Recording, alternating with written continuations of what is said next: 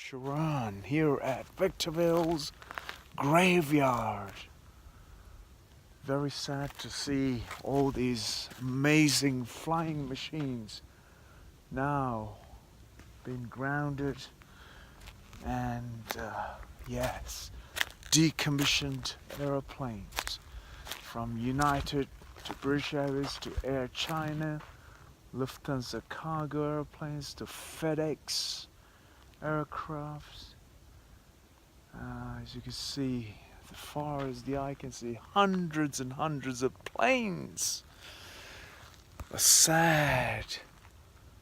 Yes, all things has to come to an end, and that you have to have some space to bury them, to bury what we have consumed of ourselves.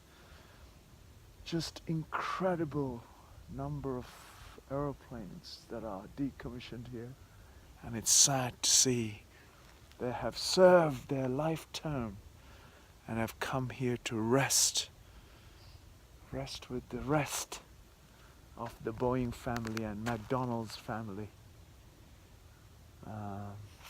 Yeah, a shame.